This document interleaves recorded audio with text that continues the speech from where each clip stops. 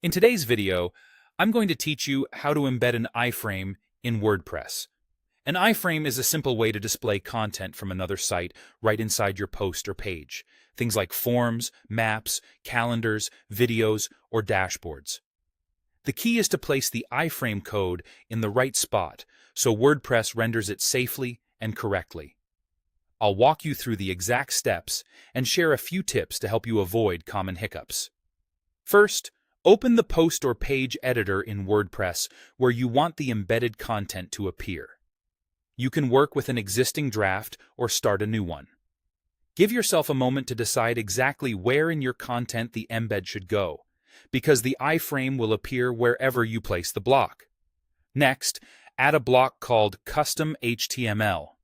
Click the plus button to open the block inserter, search for Custom HTML, and select it.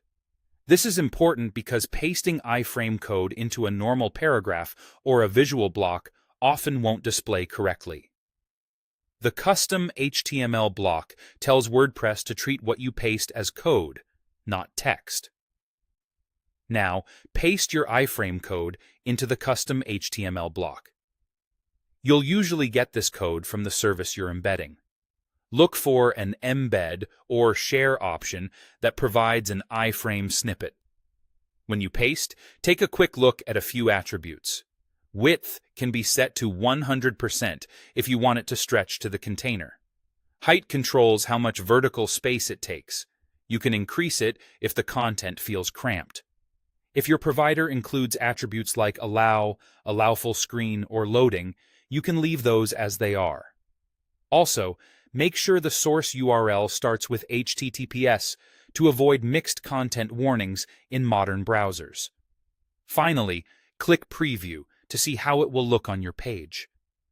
In the editor, you can toggle from HTML to Preview within the block, or use the Preview option to see the full page layout. If everything displays as expected, you're set.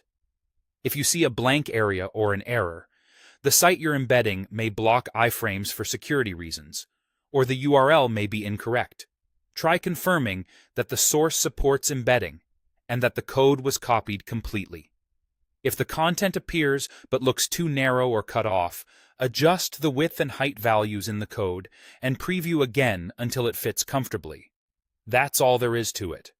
Open the editor, add a custom HTML block, paste your iFrame code, and preview the result. With this approach, you retain full control over how embedded content looks and behaves inside WordPress.